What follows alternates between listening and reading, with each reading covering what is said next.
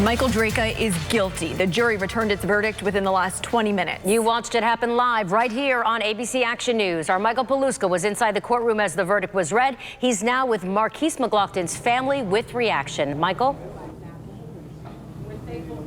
Wendy, all of this happened at 10:41. The jurors came back. Unanimous decision, manslaughter, said Michael Drejka shot and killed Markeis McGlockton in front of that Clearwater convenience store, and it was not self-defense, it was manslaughter. This is Michelle Rayner. This is Markeis McGlockton's family attorney.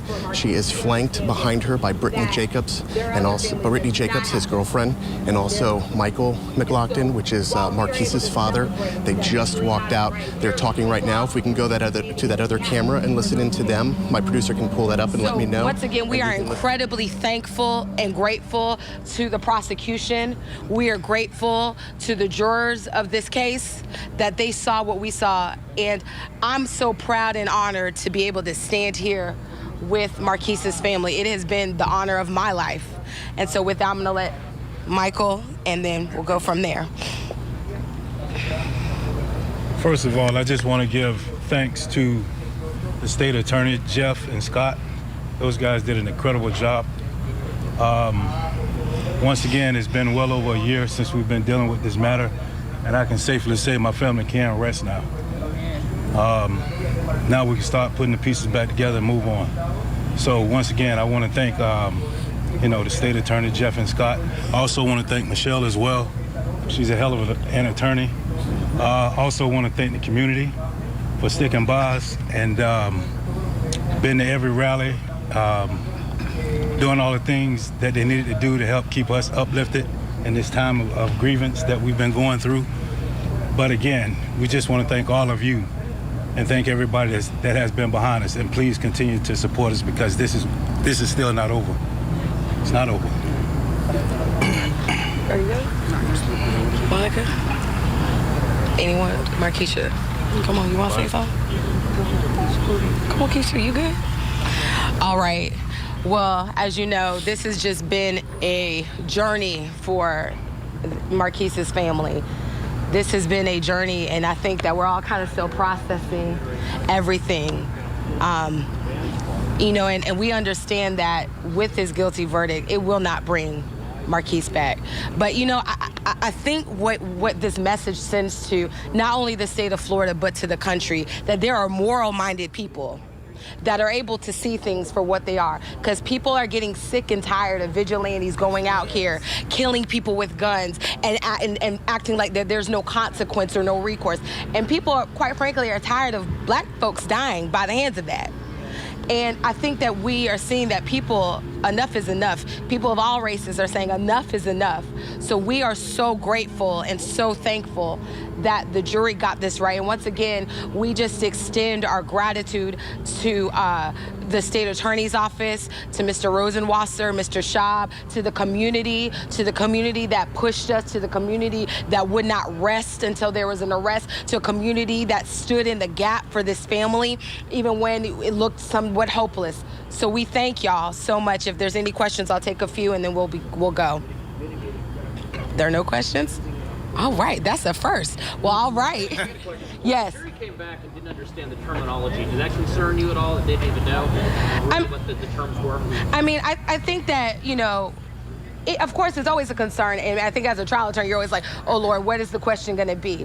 But I think that this kind of goes to the heart of the issue. The self-defense statute, which kind of encompasses a little bit of stand your ground, it's a very complex statute. There are lawyers that don't understand that statute. So, and I was talking to a friend of mine who just had a trial with this same type of issues, and the jury came back in her trial with that question. So, I mean, of course, it's always concerning because you don't know what they're thinking, but I think it shows that there's problems with this statute. There's problems with the way that this statute is written.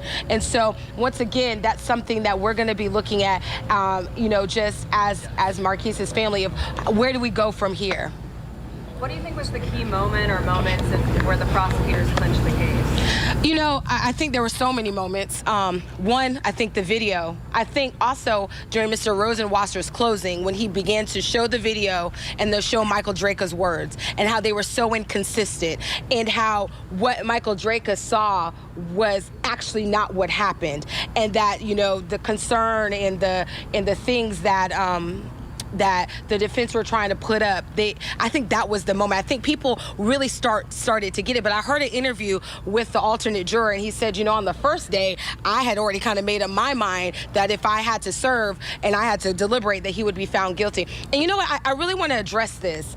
I think that also the jury was able to see through the really desperate and really, I have to say, pitiful and shameful attempts of the defense to criminalize Markeis in his death. So, you know, they kept calling Markeis a weapon. Markeis is a human. He is a human. He's not a weapon. His blackness, his skin does not make him a weapon. And we kept seeing these tropes being weaved in throughout the defense. And it was shameful to see, especially to have a black woman on there doing that. And so I think the jury was able to see that. I think the jury was able to see that you're not going to get to do this. This man is a vigilante. He's the monster. He's the murderer. Markeis was doing what any man would do, protecting his family. Anyone else? Will this case set the precedent now moving forward to finally maybe get rid of stand your ground? I know you got marched all through Clearwater trying to get that taken. I mean, that's always the goal. That's always the goal, you know, and we've talked about it. I know Mr. Crump and I have had conversations about it.